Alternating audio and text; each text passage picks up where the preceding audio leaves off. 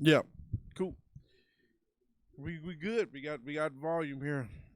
Hey everybody, how y'all doing there this evening, this afternoon? This is Chris Jackson. You tune in to Street Therapy KC here in Kansas City, Missouri, at the KUAW Radio Studios, up in the WEB the Boys Learning Center. We are up there on the third floor. Today I want to talk about a situation that happened a few days ago, about 3 or 4 days ago, and the situation was well. Actually, let me ask you, how's everybody doing today? Before I jump into this, how's everybody doing? I hope everybody's doing well amidst the COVID-19, the coronavirus pandemic. I hope everybody's okay. For those of you who are quarantined, being safe. For those of you who are um, doing the homeschooling with your children. For those of you who are considered essential workers, thank you for your services, and continue to be careful and be safe. I'm an essential employee as well. I run a delivery route, so if people need their food and things like that. So big ups to delivery drivers, the nurses, the everybody on the front line, the doctors, the nurses, the everybody in the medical field, things like that. Thank you for your service. And I'm gonna say this real quick before I jump in. My mother-in-law posted something the other day, and it was talking about about the folks who are considered, to thank you for them services and things, but it also talked about the children. And that's funny because I didn't really think about that, and I looked at it as far as the children, and then the post went on to say that, yeah, look at the children. They're been forced to stay home, amidst this, having to stay home with their siblings and their parents all day long. They also have to stay in and not see their friends, which is devastating, to a lot of kids, to grown ups. But they're also having to learn take a whole new way of learning, and get that situated. Not only that, our kids having to not be able to go to the playgrounds. But it listed a whole myriad of things that I never really looked at, and it really hit me because my little ones, I have a kindergartner and a third grader. When I look at us, I never really thought about how much of their life has been upside down, while we're frustrated and going through their trying to get the homework together and trying to get the schoolwork curriculum and trying to get all these different avenues of learning down. Also going to work. Both of us never really took the time to really stop and think about, how much of this has are they affected by it. So that's a conversation she posted a few days ago. I still haven't really had the conversation with my little ones because we have been busy. And there goes my mic. But so today's show, I want to talk a little bit about the gentleman. I don't know if you all have heard of or know about him, but his name was Ahmaud Arbery, 25-year-old young male in Georgia. This is what I think 4 days ago. So, story goes, I got a little bit of clip of the story here. I want to play for you here real quick, and just to kind of give you a little bit of context of what it is what it is, and kind of break it down a little bit. But I also have a gentleman calling in to the show, and we're gonna try to break this thing down and understand, where we're going, and what's going on and how we can kind of navigate this. I know we are, looking at, going through quarantine, not quarantine, um, COVID-19 and things like that. But I don't want to lose sight of, some of the stories that may slip through the cracks that we might kind of, gloss over or whatnot, that we may not give full attention to, because we are, focused on, what's been going on in the media over and over and over again, and rightfully so. But I think it's definitely time to really look at some other stories that are going on that we don't really hear a whole lot about. So I'm gonna just play a little clip. It's a couple of minutes long, so take a listen to this here real quick.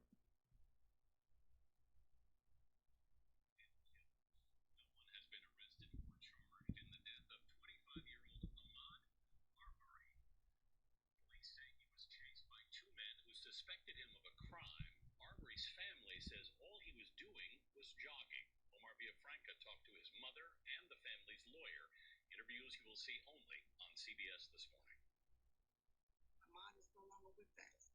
And he's not with us because two men followed him while he was jogging and killed him.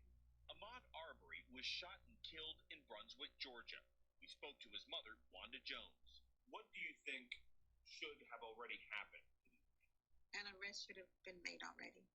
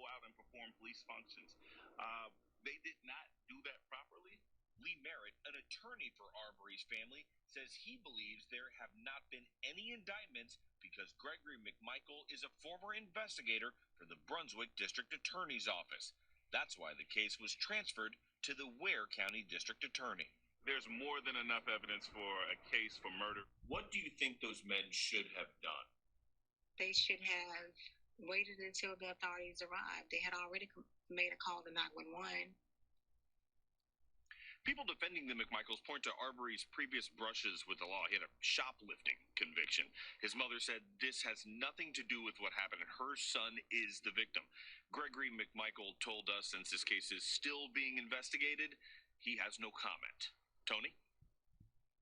Yeah.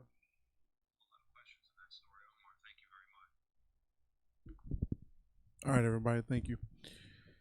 All right. So for those of you who heard that, what are some of your thoughts on that?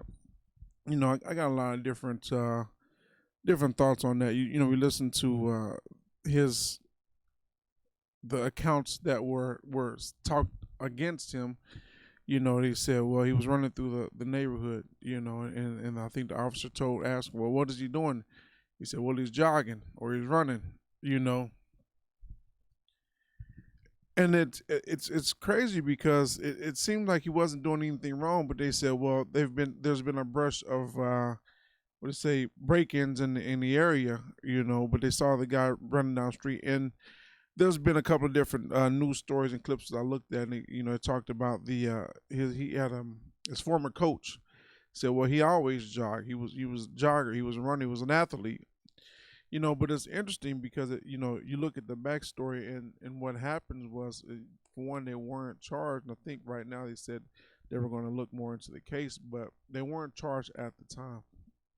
Although the officer of the 911 dispatch knew that knew that they were pursuing him. And man, the first time I saw this story and I looked at it a few times, it made me think about George Zimmerman.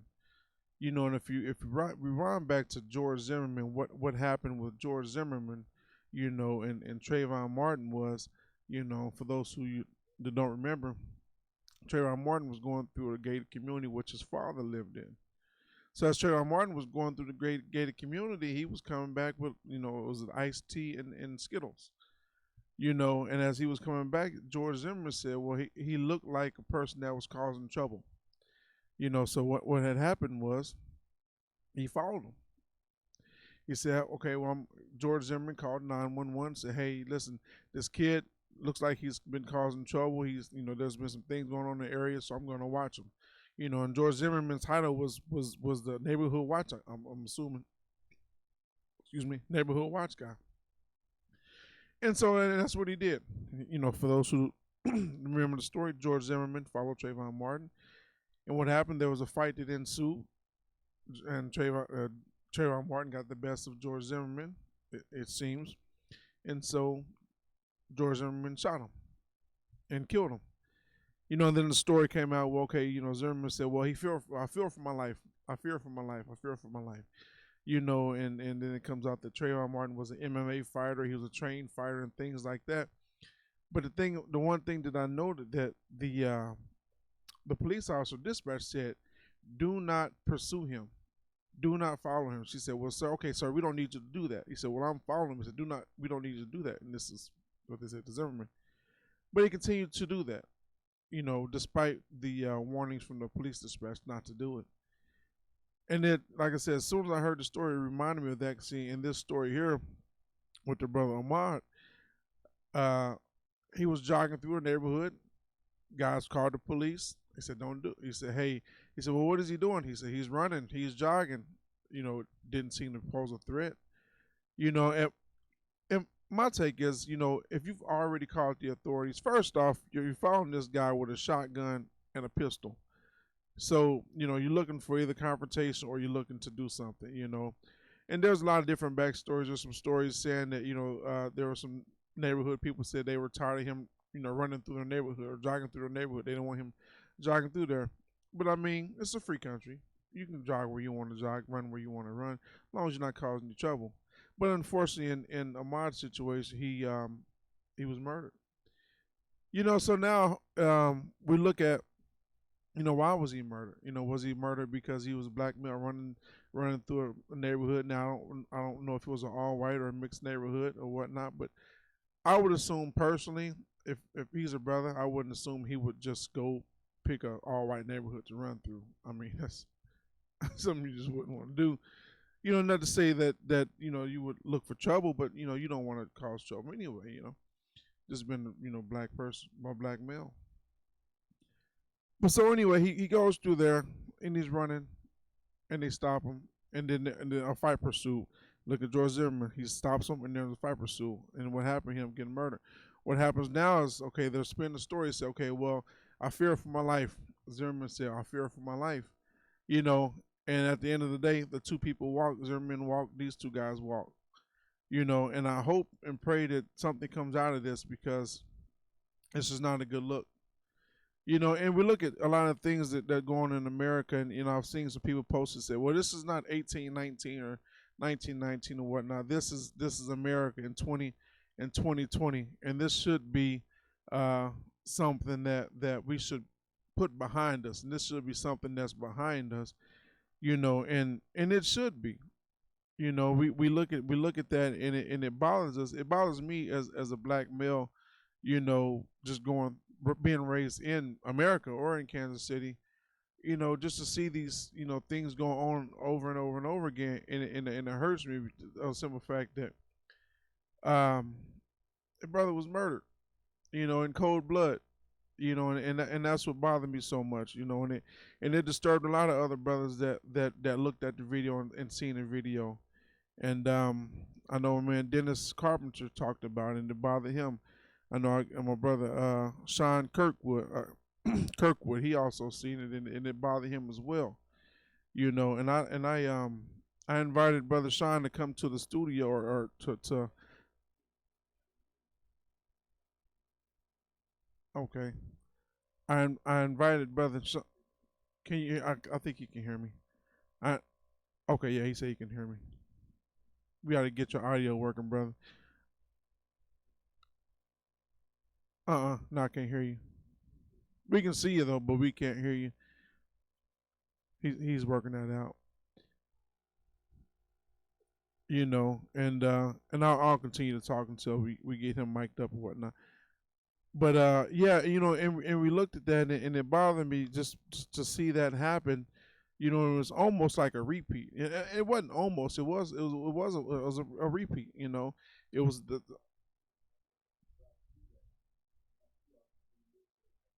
okay. Him. Okay. Okay. All right. Absolutely. All right, everybody. We'll be right back on the other side. We're gonna go ahead and bring in this and get this thing situated. Baby.